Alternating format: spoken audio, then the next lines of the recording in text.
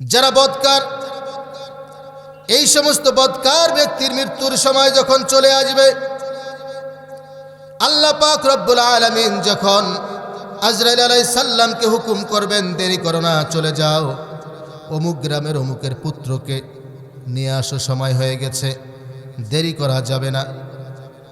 যখন এই হুকুম করে দিবেন, হুকুম করবার পরে আজরাইল যখন আসতে শুরু করে দিবেন, আসতে শুরু করবার পরে আজরাইল আলাইহিস সালাম যখন আসতে শুরু করবেন, আল্লাহ তাআলা ওই বদকারের অন্তরে চক্ষুটা খুলে দিবে, অন্তরে কর্ণটা খুলে দেবে।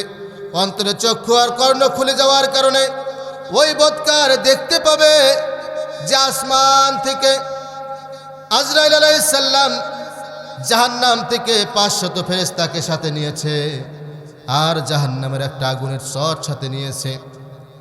এই জাহান্নামের আগুনের চট সাথে নিয়ে 500 ফেরেশতাকে সাথে নিয়ে ওই বদকার বান্দার বাড়ির দিকে রওনা করেছে। তার অন্তরে চক্ষু খুলে গেছে, অন্তরে কর্ণ খুলে গেছে। এই ফেরেশতারা কি কথাপতন করে, সব কথা আল্লাহর ওই বদকার বান্দা শুনতে পায়।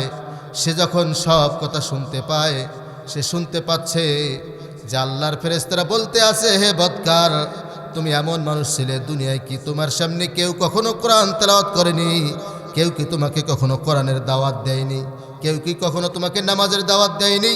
কেউ কি তোমাকে এই বিপদ থেকে ফেরানোর জন্য প্রচেষ্টা চালায়নি? এমন আলেম কি তোমার কাছে কেউ আসেনি? এমন হুজুর কি কেউ আসেনি?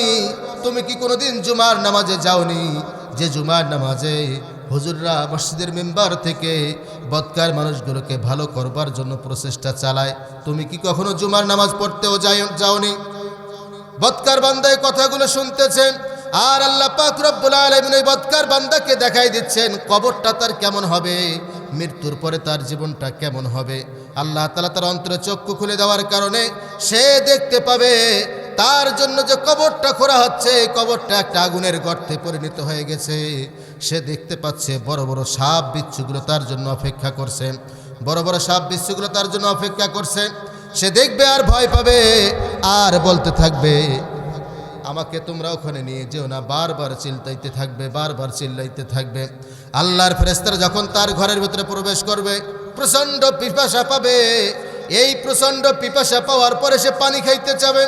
তাকে যখন পানি খাওয়ানো হবে, এত পরিমাণ পানি খাবে যে 1 সমুদ্র পরিমাণ পানি দিলেও মনে হয় তার পিপাসা মিটবে না। মৃত্যুর সময় তার এমন অবস্থা হবে, যারাই কোরআনের বিপক্ষে যাবে তাদের অবস্থা এরকম হবে।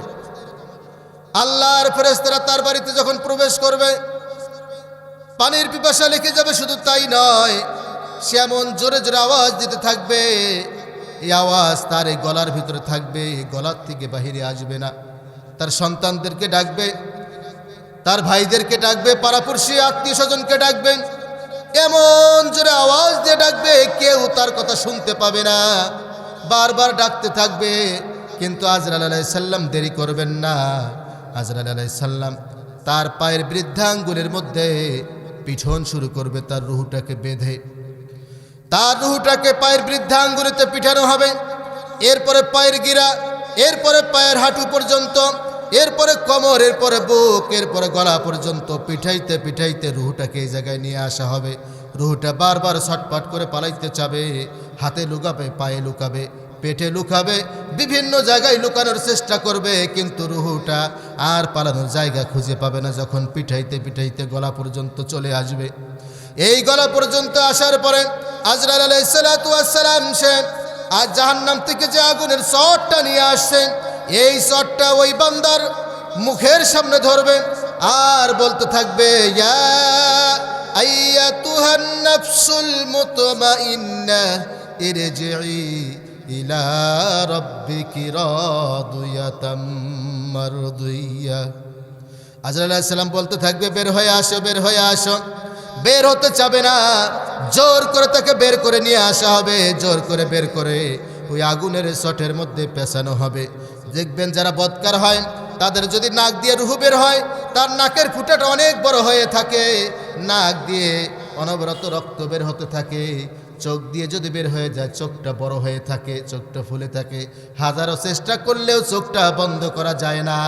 কান দিয়ে বের হয়ে গেলে কান দিয়ে অনবরত রক্ত বের হতে থাকে। আল্লাহর ফেরেশতা যখন এই রুহটাকে চটের মধ্যে পেঁচার সাথে সাথে ওই রুহটাকে আর ফেরেশতার হাতে দিয়ে দেন, দিয়ে বলা হয় যাও তাকে নিয়ে যাও। তাকে যখন নিয়ে যাওয়া হয়, নিয়ে যেতে যেতেই তার রুহ থেকে এমন দুর্গন্ধ বের হয়, যে দুর্গন্ধ বের হয় আশপাশে যত ফেরেশতা আছে তারা বলা বলি করতে থাকেন, এমন কোন মানুষকে তোমরা আজকে নিয়ে আসলে যে মানুষটি এতই খারাপ ছিল, তার রুহ থেকে দুর্গন্ধ বের হচ্ছে, এই দুর্গন্ধ আমরা সইতে পারতেছি না, তোমরা যত তাড়াতাড়ি পারো এখান থেকে তাকে নিয়ে যাও। এই রুহটাকে নিয়ে যখন প্রথম আসমানে চলে যায়, প্রথম আসমানের দরজায় যখন নক করা হয়, নক করার সাথে সাথে বলা হয় তোমরা কাকে নিয়ে এসেছো? বলেন যে অমুক গ্রামের অমুকের সন্তানকে নিয়ে আসা হয়েছে। বলা হয় একটু অপেক্ষা করেন, আমরা একটু শুনে আসি তার স্থানটা কোথায় হবে। দরজায় দায়িত্বরত ফেরেশতা যখন শুনে আসে তার স্থান জাহান্নামে হবে, ইল্লিন আর সিজ্জিন, একটা হলো জান্নাতীদের স্থান আর একটা হলো জাহান্নামীদের স্থান। যখন বলা হবে তার স্থান হবে জাহান্নামে, তাকে তোমরা নিয়ে যাও। তাকে নিয়ে গিয়ে সোজা যেখানে জাহান্নামীদের রুহুকে রাখা হয়েছে সেই জায়গায় তাকে ছেড়ে দেওয়া হবে। ছেড়ে দেওয়ার সাথে সাথে সে পৃথিবীর থেকে বিদায় নেওয়ার আগে 10, 15, 20 বছর আগে তার দাদা দাদি নানা নানি আত্মীয় স্বজন যারা বিদায় নিয়ে চলে গেছে, যদি কেউ জাহান্নামী হয়ে থাকে, যদি দাদি জাহান্নামী হয়ে থাকে বা দাদা জাহান্নামী হয়ে থাকে, ওই রুহু গিয়ে তার সঙ্গে দেখা হয়ে যাবে। ওই জাহান্নামী রুহু গিয়ে দাদার সঙ্গে যখন দেখা করবে, দাদা তখন বলতে থাকবে নাতি রে তুমি চলে আসলা, কিন্তু তোমার দাদিকে তো দেখি না, তোমার দাদি কোথায়? নাতি এবার ডেকে বলে দাদা আজ থেকে আরো 10 বছর আগে দাদি বিদায় নিয়ে চলে এসেছে, কেন তোমার সঙ্গে দেখা হয়নি?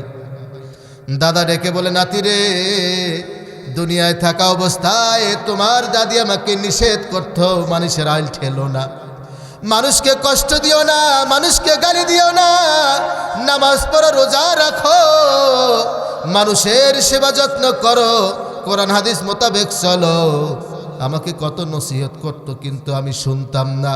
ও নাতি রে তোমার দাদির কথা না শোনার কারণে দেখো আজকে আমি জাহান্নামী হয়ে গিয়েছি। তোমার দাদি আমাকে ফাঁকি দিয়ে আল্লাহর জান্নাতে চলে গেছে।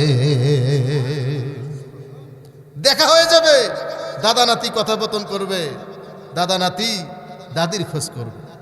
দাদি বিদায় নিয়ে চলে গেছে, ফাঁকি দিয়ে আল্লাহর জান্নাতে চলে গেছে। ও মুসলমান, তাই যারা বদকার হবে দুনিয়াতে আল্লাহর পক্ষ থেকে যেমন লানত আসবে, দুনিয়ার জিন্দেগিটা চাকচিক্যময় হবে তার, দুনিয়াতে আল্লাহ তাআলা তাকে সব কিছু দিয়ে দিবে, সে যা চায় সব দুনিয়াতে দিয়ে দিবে, কিন্তু পরকালে তার জন্য কিছুই অবশিষ্ট থাকবে না। আর যারা এই দুনিয়াতে ইমানদার হয়ে বাঁচবে, কোরআন হাদিস মেনে নেবে, কোরআনকে সামনে নিয়ে নিজের পথ পরিচালনা করবে, নিজের জীবনকে সাজাবে, তাদের মৃত্যুটা কেমন হবে একটু শোনেন। আজরাইল আলাইহিস সালামকে আল্লাহ তাআলা ডেকে বলবেন যাও আজরাইল, অমুক গ্রামের অমুকের ছেলে আমার বান্দা, তার আসার সময় হয়ে গেছে, খুব সাবধানতার সাথে সুসম্মানে আমার বান্দাকে তুমি নিয়ে আসবে। আজরাইল আলাইহিস সালাম এবার চলে যায় জান্নাতের ভিতরে, রায়ান নামক জান্নাতের ভিতরে প্রবেশ করে। আজরাইল আলাইহিস সালাম জান্নাতে একটা ফুলদানি নেন, সাথে 500 ফেরেশতা জান্নাতি ফেরেশতা সাথে নিয়ে আজরাইল আলাইহিস সালাম যখন দুনিয়ার বুকে রওনা করেন, যখন এই প্রথম আসমান পাড়ি দিয়ে দুনিয়ায় আসার পথে চলে আসেন, আমার আল্লাহ তাআলা ওই নেককার বান্দার অন্তরে চক্ষু খুলে দেন, অন্তরের কর্ণকে খুলে দেন। খুলে দেওয়ার সাথে সাথে আল্লাহর বান্দা দেখতে পান যে জান্নাত থেকে আল্লাহ তাআলার ফেরেশতারা তার জন্য জান্নাতি ফুলদানি নিয়ে তার দিকে রওনা করেছে, তার দিকে রওনা করেছে। সে মুস্কি হাসতে থাকবে আর বলতে থাকবে যত তাড়াতাড়ি করে আমাকে নিয়ে যাও। রুহুটা ছটফট করতে থাকবে বের হওয়ার জন্য, কত তাড়াতাড়ি সে আল্লাহর জান্নাতে যাবে, এই জান্নাতে যাওয়ার জন্য ছটফট করতে থাকবে। একটা পর্যায়ে তাকে তার কবরটা দেখানো হবে, কবরটাতে জান্নাতি ফুল বিছানা হয়েছে। সে দেখবে, খুশি হয়ে যাবে। তাকে দেখানো হবে জান্নাতি বিছানা খুব সুন্দর করে বিছাই দিয়েছে। এটা দেখে ছটফট করতে থাকবে রুহু, আল্লাহর ফেরেশতারা তার বাড়িতে যখন প্রবেশ করবে, বাড়িতে প্রবেশ করবার সাথে সাথে রুহুটা আরো বেশি ছটফট শুরু করে দিবে।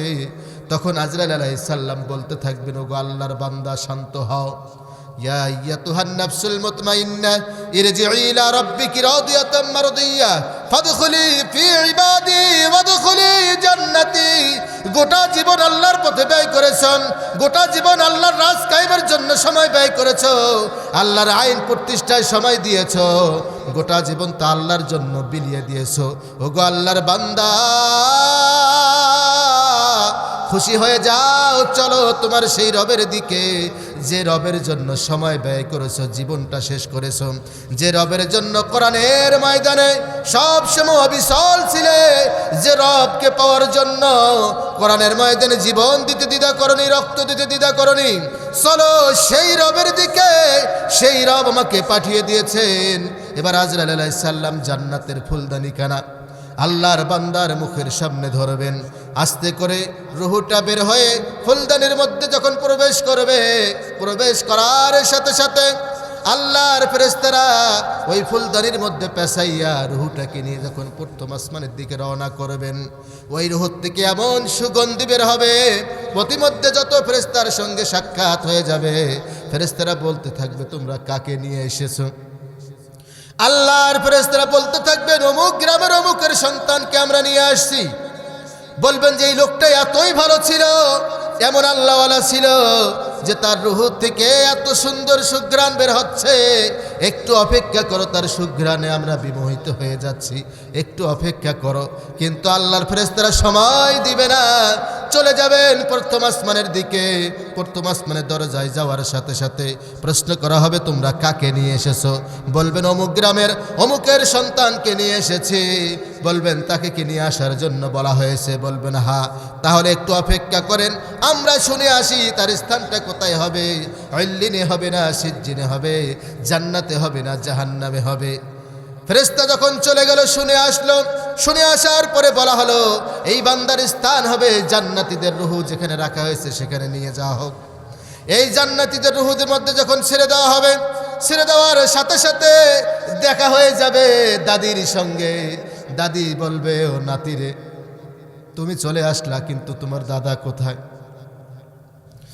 নাতি বলতে থাকবে, দাদি আরো 15-20 বছর আগে তো দাদা আমাদের ছেড়ে চলে এসেছে, তোমার সঙ্গে দেখা হয়নি। দাদি তখন বলবে, নাতিরে দুনিয়ায় থাকা অবস্থায় কত করে তোমার দাদাকে বলতাম, মানুষের আইল ঠেলো না, মানুষকে কষ্ট দিও না, সুদ খেও না, ঘুষ খেও না, কোরআন অবমাননা করো না, আল্লাহওয়ালাদের বিরুদ্ধে যেও না, ইমামদের বিরুদ্ধে যেও না, আলেম ওলামাদের বিরুদ্ধে যেও না, মসজিদ মাদ্রাসার বিরুদ্ধে যেও না। কিন্তু তোমার দাদা থোড়াই কেয়ার করতো না। ও নাতিরে দেখো, তোমার দাদা ফাঁকি দিয়া আল্লাহর জাহান্নামে চলে গেছে। যেহেতু মহিলা প্যান্ডেল আছে, মহিলা মা বোন উপস্থিত আছেন, নিক্কার এবং বদকারের মৃত্যুর ঘটনা শুনাইলাম। মহিলা মা বোনদের জন্য কিছু ওয়াজ না করলেও হয় না, সংক্ষিপ্ত একটু মহিলা মা বোনদের ওয়াজ শুনে আমরা চলে যাব ইনশাআল্লাহ। আল্লাহর নবীজির মেয়ে ফাতেমার নাম আপনারা শুনেছেন, হযরতে ফাতেমা রাদিয়াল্লাহু তাআলা আনহা। রাত্রিবেলায় হযরতে আলী রাদিয়াল্লাহু তাআলা নূর বুকে মাথা দিয়ে খুনসুটি করতেছেন আর বলতেছেন, প্রাণের স্বামী গো, আল্লাহ তাআলা আমার দোয়া কবুল করে নিয়েছেন।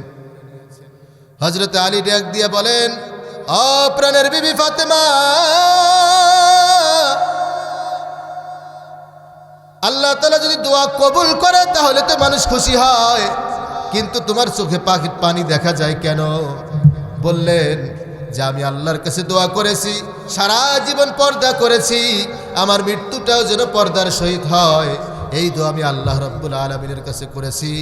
আল্লাহ তাআলা আমার দোয়াটাকে কবুল করে নিয়েছেন, তাই আমি আজকে একটু খুশিতে কাঁদতেছি। গল্প করে দুইজনে ঘুমিয়ে গেলেন। ফজরের নামাজের সময় হয়ে গেল। ফজরের নামাজের জন্য হযরত আলী রাদিয়াল্লাহু তাআলা আনহু চলে গেলেন। যাওয়ার পরে নামাজ শেষ করে বাড়িতে আসলেন। এসে দেখেন হযরত ফাতেমা রাদিয়াল্লাহু তাআলা আনহা ঘরের সব কাজ শেষ করেছেন। সব কাজ শেষ করে নামাজ আদায় করে তিনি বিছানায় বসে কান্না করছেন। এই অবস্থা দেখে হযরতে আলী ডাক দিয়ে বলল, ফাতেমা কি হলো তোমার, তুমি কান্না করো কেন? ফাতেমা রাদিয়াল্লাহু তাআলা আনহা বলেন, ও প্রাণের স্বামী আলী, তুমি যাওয়ার পরে যতটুকুন ঘুমের মধ্যে আমি ছিলাম, আমি দেখতে পেলাম স্বপ্নে আমার বাবা আমার কাছে এসেছে। আমার বাবা এসে আমাকে বলতেছেন, ও মা ফাতেমা শোনো, তুমি তো আগামীকাল রোজা রাখবার নিয়ত করেছ, আগামীকালকে রোজা রাখবার নিয়ত করেছো, তুমি আজকে রাত্রিতে সেহরি খাবে আলীর দস্তরখানায়, আর আগামীকালকে তুমি ইফতার করবে আমি নবীর দস্তরখানায়। হযরত আলী রাদিয়াল্লাহু তাআলা আনহু এই কথা শোনার পরে তার বুঝার বাকি রইল না। ইফতার করবে আলীর, সেহরি করবে আলীর দস্তরখানায়, আর ইফতার করবে নবীর দস্তরখানায়, তার মানে আর দেরি হবে না, রোজা রাখবে, ইফতারের আগ মুহূর্তেই বিদায় নিয়ে চলে যাবে ফাতেমা রাদিয়াল্লাহু তাআলা আনহা। দুইজনেই কান্না করেন। এমন সময় হাসান হোসেন দৌড় দিয়ে চলে আসলেন মায়ের কাছে। মা কান্না করে, এজন্য দুইজনেই মায়ের গলা ধরে ফেলছে। মা তুমি কান্না করো কেন? মা আরো বেশি করে কান্না করেন, কিছুই বলতে পারেন না। হযরতে ফাতেমা ডাক দিয়ে বলেন, ও হাসান হুসাইন, আমাকে এখন একটু জ্বালাইও না, যাও তোমার নানার কাছে, তোমার নানার কাছে চলে যাও। দুইজনে দৌড় দিয়ে নানা রওজার পাশে চলে যায়। নানা রওজার পাশে যাওয়ার পরে আমার নবীকে ডেকে বলেন, ও নানা, বাড়িতে গেলাম, মা কান্না করে, মা পাঠিয়ে দিল তোমার কাছে। নবী আমার রওজা থেকে নাতিদেরকে ডেকে বলেন, নাতি রে, তোমরা আমার সঙ্গে কথা বলার সময় পাবা, কিন্তু মাকে ছেড়ে যেও না, কারণ আজকের পর থেকে তোমরা এই মায়ের চাঁদ মুখখানা দেখতে পাবে না। যাও, শেষ দেখাটা মায়ের চাঁদ মুখখানার দিকে তাকাইয়া থাকো। হাসান হোসেন দেরি করলেন না, বুঝতে পারলেন মা থাকবে না, দৌড় দিয়ে চলে গেলেন মায়ের কাছে। মা ডেকে বলেন, আমি তোমাদেরকে পাঠিয়ে দিলাম নানার কাছে, কিন্তু তোমরা ফিরে আসলে কেন? হাসান হোসেন ডেকে বলেন, মা আমরা বুঝতে পেরেছি নানা আমাদের সব বলে দিয়েছে, তুমি আজকে আমাদেরকে ছেড়ে চলে যাবা, আর তোমার সঙ্গে আমাদের দেখা হবে না। মা,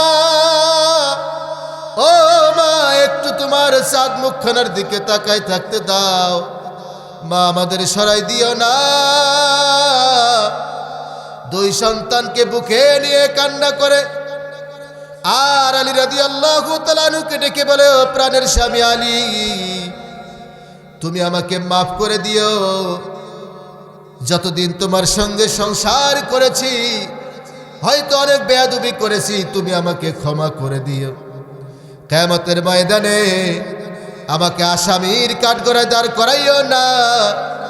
তুমি যদি আমাকে আসামির কাঠগড়ায় দাঁড় করাও, তাহলে ওই কিয়ামতের ময়দানে আমার বাবার মাথাটা নত হয়ে যাবে। তুমি আমাকে মাফ করে দিও, আর যদি পারো আমি মারা যাওয়ার পরে সুন্দর রমণী দেখে একটা মেয়েকে বিয়ে করে নিও। সপ্তাহে একদিন হলেও আমার দুইটা সন্তান হাসান আর হুসাইনকে একটু বুকে নিয়ে ঘুমাইও, ওদেরকে একবারে ছেড়ে দিও না। আল্লাহর রাস্তায় তাদেরকে মানুষ করিও। আমি তাদেরকে আল্লাহর রাস্তায় দান করে দিয়ে গেলাম, তুমিও তাদেরকে আল্লাহর রাস্তায় মানুষ করে দিও। প্রাণের স্বামীকে ডেকে বলেন, স্বামী তুমি যদি আমাকে মাফ করে না দাও, মরেও শান্তি পাবো না। হযরতে আলী ফাতেমা রাদিয়াল্লাহু তাআলার হাতখানা শক্ত করে ধরে বলেন, ও প্রাণের বিবি ফাতেমা, আমি তোমার যোগ্য ছিলাম না, তোমার বাবা দয়া করে তোমার সঙ্গে আমাকে বিবাহ দিয়েছেন, তুমি এভাবে আমাকে বলো না, আমাকে ছোট করো না। পারলে তুমি আমাকে ক্ষমা করে দিও। দুনিয়ায় চলতে গিয়ে আমি হয়তো তোমার হক পূরণ করতে পারিনি, তোমার অনেক হক আমি পূরণ করতে পারিনি। এই জন্য কিয়ামতের ময়দানে তুমি আসামির কাঠগড়ে আমাকে দাঁড় করাইও না। কত সুন্দর স্বামী স্ত্রীর কথোপকথন। ও মা জরিনা, ও মা আমেনা, যারা আজকে এই কোরআনের ওয়াজ শুনতে এসেছেন মা, ও মা তোমাদেরকে বলে যাই, এখান থেকে দেখো শিক্ষা, স্বামী স্ত্রীর মহব্বত কেমন হওয়া চাই। হযরত আলী রাদিয়াল্লাহু তাআলা আনহু কখনো যদি বাহির থেকে আসতেন, ফাতেমা রাদিয়াল্লাহু তাআলা আনহা ব্যতিব্যস্ত হয়ে যেতেন। স্বামীর কি প্রয়োজন, এখন কি লাগবে, উযু করবে না গোসল করবে না খানা খাবে, কি করবে? গোসল করলে একটু মাথা টিপে দিতেন, হাত পা টিপে দিতেন। স্বামী বাহিরে কষ্ট করে এসেছে, একটু আরাম তার দরকার। আজকের মা বোনরা তো স্বামী যদি সকালবেলা কাজে চলে যায়, সন্ধ্যাবেলায় যখন বাড়িতে আসে স্বামীর কোনো কদর থাকে না। আসার সাথে সাথে এমন আচরণ, যে আচরণে স্বামী এমনিতে সারাদিন বাহিরে খেটে শরীরের অবস্থা খারাপ, বাড়িতে আসার পরে যখন স্ত্রী খারাপ আচরণ করে, তখন ওই স্বামীর মন স্ত্রীর থেকে উঠে যায়। একটু যদি স্বামী কষ্ট করে যখন বাড়িতে এসেছে, একটু মুস্কি হাসি দিয়ে যদি সালাম দিতে পারেন মা, এই মুস্কি হাসি আর সালামের বিনিময়ে ওই স্বামীর অন্তরে আপনি জায়গা করে নেবেন। হাজারো কষ্ট হলেও ওই স্বামী কখনো আপনাকে কষ্ট দিবে না। ও মা, স্বামী যাদের আছে এখনো, এই স্বামী বেঁচে থাকা অবস্থায় স্বামীকে কদর করেন। স্বামীকে যদি কদর করতে না জানেন, স্বামী বিদায় নেওয়ার পর হাজারো কান্না করেও স্বামীর খেদমত করতে পারবেন না, স্বামীর ভালোবাসা আর খুঁজে পাবেন না। ও মা, এজন্য ফাতেমা রাদিয়াল্লাহু তাআলা আনহার জীবনের থেকে আমাদের শিক্ষা নিতে হবে। যদি শিক্ষা নিতে না পারেন, তাহলে কপাল পোড়া ছাড়া আর কিছুই না। রাত্র গভীর হয়ে গেছে, আলোচনা লম্বা করব না। ও মা, যারা আজকে ওয়াজ শুনতে এসেছেন, একটা টেকনিক শিখাই দেই স্বামীকে নিজের কবজায় রাখার জন্য। এই টেকনিকটা হলো, যখন স্বামী বাড়িতে যাবে, প্রথম কাজ হলো মুস্কি হাসি দিয়ে একটা সালাম দিবেন। বাড়িতে যাওয়ার সাথে সাথে মুস্কি হাসি আর সালাম যখন পাবেন, একটু আদর আপ্যায়ন যখন করবেন, শত কষ্ট স্বামীর ভিতরে থাকলেও আপনার মুস্কি হাসি আর সালামের বিনিময়ে, একটু আদর আপ্যায়নের বিনিময়ে এই সারাদিন যা কষ্ট করেছে সমস্ত কষ্ট ভুলে যাবে, আপনাকে আপন করে বুকে টেনে নেবে, কখনো আপনার সঙ্গে ঝগড়া করবে না। এবং আপনি যখন যা চাবেন, যদি সাধ্যের মধ্যে নাও থাকে, স্বামী চেষ্টা করবে যত দ্রুত সম্ভব আপনার চাহিদাটা পূরণ করা। ফাতেমা রাদিয়াল্লাহু তাআলা আনহা আল্লাহর কাছে দোয়া করেছিলেন, সারা জীবন পর্দা করেছেন, মৌতের সময় যেন পর্দা হয়, পর্দা নিয়ে যেন মৃত্যুবরণ করতে পারে। আজকের মহিলারা তো পর্দা করে না। আজকের মহিলারা দেখেন, যারা বুড়ি হয়ে গেছে তারা পরে পর্দা, যারা বুড়ি তারা কালো বোরখা লাগায়, আর যারা কেবলমাত্র 18 থেকে 40-এর নিচে তারা বোরখা পরে না, নিজেকে ফিটফাট করে মানুষের সামনে উপস্থাপন করে। ঠিক কিনা? ও মায়েরা শুনে যান, বোরখা কিন্তু 60 বছরের মহিলার জন্য নয়। কারণ 60 বছরের মহিলার দিকে কেউ তাকাবে না, তাকাবে 18 থেকে শুরু করে 40 পর্যন্ত এই সমস্ত মহিলার দিকে তাকাবে। ও মা, নবীর মেয়ে ফাতেমা সারা জীবন পর্দা করেছে। এই সারা জীবন পর্দা করে করে মৃত্যুর সময় পর্দা চেয়েছে। আপনি যদি পর্দা করতে না পারেন, তাহলে আপনার জীবনে এমন এমন কলঙ্ক নেমে আসবে, যে কলঙ্কের কারণে কিয়ামতের ময়দানে আপনি দায়ুস হিসাবে উপস্থিত হবে। যদি দায়ুস হতে না যান, দায়ুস যারা হতে চাবেন না, অবশ্যই তাদের পর্দা করতে হবে। আর এই পর্দা যদি করতে পারেন, তাহলে কিয়ামতের ময়দানে বিবি ফাতেমার সঙ্গে আল্লাহ তাআলা আপনার জন্য নাজাতের ব্যবস্থা করে দিবে। আল্লাহুম্মা আমিন। ربنا ظلمنا أنفسنا وإن لم تغفر لنا وترحمنا لنكونن من الخاسرين رب العالمين তাকাই দেখো মেলাবার দারুল হুদা নুরানি হাফিজিয়া মাদ্রাসার আল্লাহ তাআলা বিশাল ওয়াজ মাহফিলে রব্বুল আলামিন তোমার বান্দারা গভীর রজনী পর্যন্ত কোরআনের আলোচনা শুনে আল্লাহ শেষ পর্যায়ে এসে তোমার আলিশান দরবারে দুখানা হাত উত্তোলন করে দিয়েছে। রব্বুল আলামিন মাহফিলের শুরু থেকে পর্যন্ত যতগুলো আয়াত তেলাওয়াত করা হয়েছে, যত কথা হয়েছে, দরুদ সালাম তেলাওয়াত কালাম যা কিছু পড়া হয়েছে, আল্লাহ ভুল ত্রুটিগুলো মাফ করে দাও। সহি নাজরানা নবী পাকের রওজা মুবারকে সোনার মদিনায় পৌঁছায়া দাও। তাম পৃথিবীর মাটির নিচে যত মুমিন মুমিনাত তোমার ডাকে সাড়া দিয়ে অন্ধকার কবরে শয়িত আছেন, আল্লাহ সকলের আরওয়াহ পাকের হাদিয়াটুকুন পৌঁছায়া দাও। রব্বুল আলামিন বিশেষ করে এই মালাবার এলাকার আশপাশে যত কবরবাসী শুয়ে আছে, রব্বুল আলামিন সমস্ত কবরবাসীর কবরে আজকের হাদিয়াটুকুন পৌঁছায়া দাও। কবরগুলোকে রিয়াজুল জান্নাতের টুকরা বানাইয়া দাও। রব্বুল আলামিন এই মুহূর্তে যারা দুখানা হাত উত্তোলন করে দিয়েছে, পুরুষ প্যান্ডেল এবং মহিলা প্যান্ডেলে, জানি না জনম দুঃখিনী মা আর বাবা কার অন্ধকার কবরে শহীদ আছে। আল্লাহ জনম দুঃখিনী মা আর বাবা যাদের অন্ধকার কবরে চলে গেছেন, রব্বুল আলামিন কবরগুলোকে রিয়াজুল জান্নাতের টুকরা বানাইয়া দাও। জাহান্নামের দরজাগুলো বন্ধ করে দাও, জান্নাতের দরজাগুলো কবরের সাথে সংযোগ করে দাও, সংকীর্ণ কবরখানা প্রশস্ত করিয়া দাও। রব্বুল আলামিন আমরা সকলেই গুনাহগার, আমাদের সকলের জিন্দেগীর সমস্ত গুনাহ খাতাগুলো মাফ করে দাও। জানা অজানা, কবিরা সগীরা, শিরক বিদআত যত গুনাহ আছে সমস্ত গুনার বাজাগুলো মাথায় নিয়ে তোমার দরবারে হাত উঠাই দিয়েছি। আল্লাহ আমাদের সকলের জিন্দেগীর সমস্ত গুনাহগুলো মাফ করে দাও।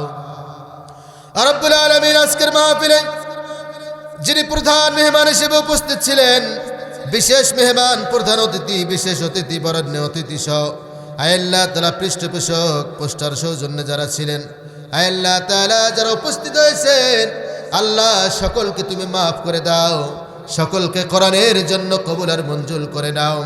রব্বুল আলামিন এই নুরানি মাদ্রাসাকে তুমি কবুল করে নাও। আল্লাহ তাআলা জাহিনুর ভাই সহ যারা এই প্রতিষ্ঠানের সঙ্গে সম্পৃক্ত থেকে শ্রম দিচ্ছেন, সহযোগিতা করতেছেন, আল্লাহ তাআলা যারা টাকা পয়সা দিয়ে সহযোগিতা করতেছেন, আল্লাহ তাদের সহযোগিতাগুলোকে সাদকায়ে জারিয়া হিসেবে কবুল করে নাও। আল্লাহ এই মাদ্রাসাকে কিয়ামত পর্যন্ত কবুল করে নাও। মাদ্রাসার যত হাজত আছে সমস্ত হাজতগুলো তোমার গায়বী খাজনা থেকে পুরা করে দাও। রব্বুল আলামিন যারা ফজলার রহমান এই মাদ্রাসার যত ইট লাগবে সব দিতে চেয়েছেন, আল্লাহ তার ওয়াদাকে পূরণ করবার তৌফিক দান করে দেন। রংপুর থেকে একজন মানুষ সহযোগিতা করেছেন, রব্বুল আলামিন আল্লাহ তাআলা তার উপর থেকে আসমানি জমিনি বালা মুসিবত দূর করে দাও। বেশি বেশি মাদ্রাসাগুলোকে সহযোগিতা করবার তৌফিক দান করে দাও। রব্বুল আলামিন এতক্ষণ থেকে আমরা যা কিছু বলতে পেরেছি আর যা বলতে পারিনি, আমাদের ঈমানের জন্য প্রয়োজন, জীবনের জন্য দরকার, গোটা জাতির জন্য কল্যাণকর সমস্ত পূর্ণতাগুলো আমাদের পূর্ণতা দান করে দাও। রব্বুল আলামিন মহিলা প্যান্ডেলে মহিলা মা বোন আছেন, আল্লাহ তাদের দিলের নেক আশাগুলো পূর্ণ করে দাও। যার সন্তান নেই সন্তান দিয়ে দাও। রব্বুল আলামিন যার স্বামী মারা গেছেন, স্বামীর কবরটাকে জান্নাতের বাগান বানাইয়া দাও। আল্লাহ তাদের স্বামী স্ত্রীর মধ্যে মধুর সম্পর্ক করে দাও। তাদের পরিবারগুলোর উপর তোমার খাস রহমত বরকত নাজিল করে দাও। রব্বুল আলামিন মৃত্যুর সময় যখন আমাদের ঘনিয়ে আসবে, এই হাত যখন নাড়াতে পারবো না, জবান দ্বারা কথা বলতে পারবো না, চক্ষু দ্বারা দেখতে পারবো না, আজরাইল যখন আমাদের শিয়রে বসে পায়ের বৃদ্ধাঙ্গুলির থেকে রুহুকে টান দিতে শুরু করবেন, তার পূর্ব মুহূর্তে আমাদের সকলের জবানে ঈমানি হালতে জারি করে দিও তোমার ওই মধুর কালিমাটি, লা ইলাহা ইল্লাল্লাহু মুহাম্মাদুর রাসূলুল্লাহ সাল্লাল্লাহু আলাইহি ওয়াসাল্লাম।